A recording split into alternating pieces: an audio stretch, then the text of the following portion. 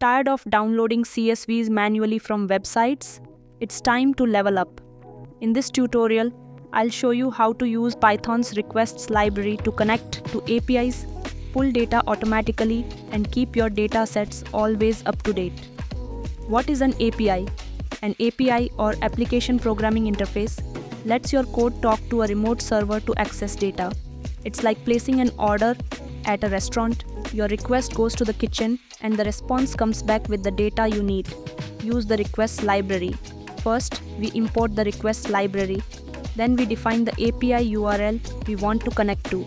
You send a GET request using request GET URL, and if the response status code is 200, that means it worked. We can then extract the data using .json or .text depending on the format.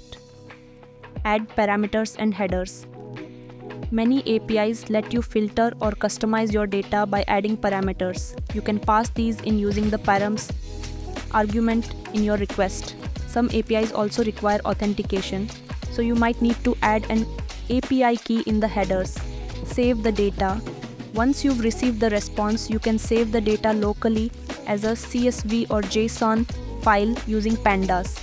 This makes it easy to load into your analysis workflows later. Automate the process. Want to automate this?